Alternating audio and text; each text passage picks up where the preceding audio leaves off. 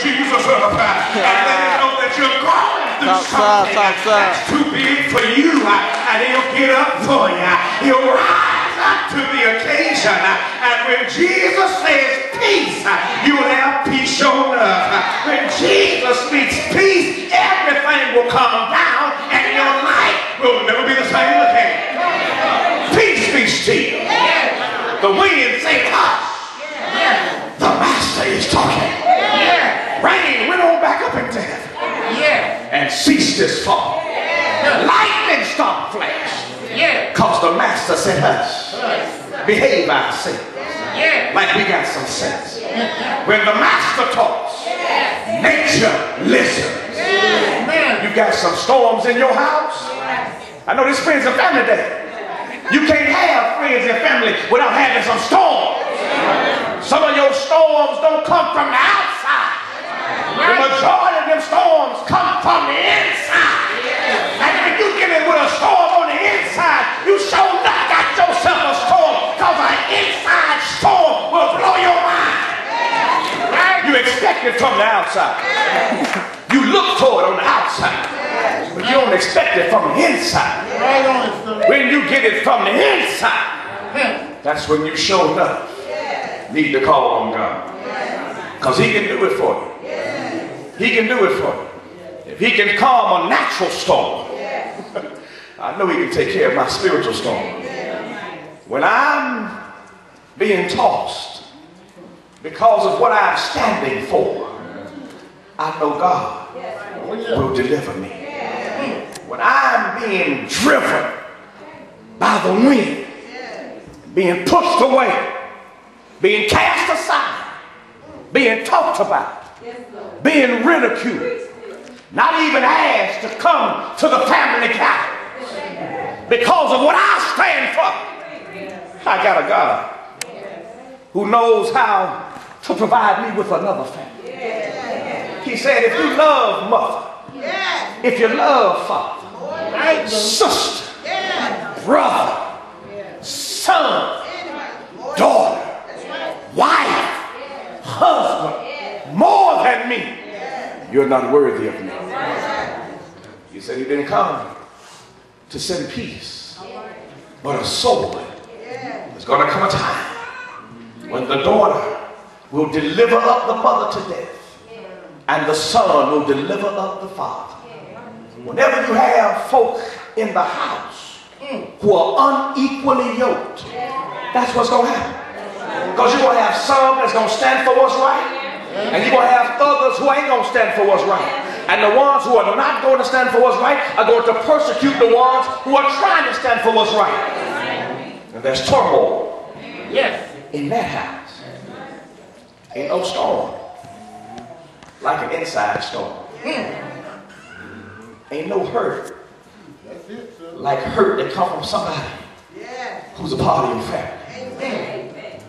Ain't no kind of discouragement like the disappointment that comes from somebody who said they love you, but yet their actions show that they are against you. Love is more than just words. You love me, prove to me you love me. That's what the Lord said. The Lord said, if you love me, keep my commandments. John said, this is how we know that we know him, if we keep his commandments. The Lord knows when we love him and when we don't love him, if we keep his commandments. Do what he says, like he says, when he says, then we love him. But if we're seeking to do what we want to do, and you ain't crazy, you know when you're doing what you want to do.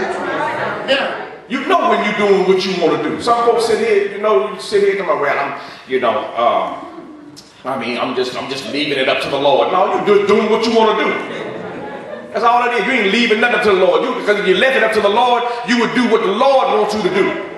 And you know what the Lord wants you to do. And when you ain't doing what the Lord wants you to do, then you're doing what you want to do.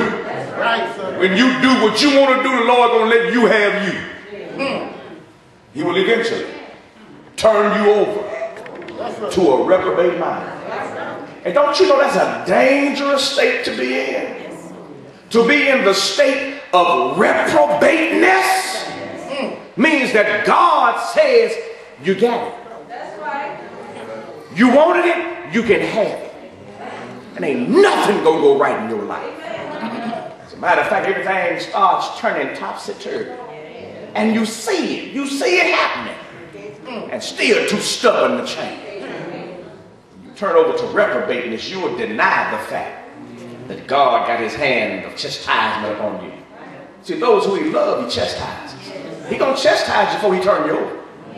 He gonna chastise you, he gonna put you through some stuff. And see, that's when you need to learn your lesson, when you start going through stuff.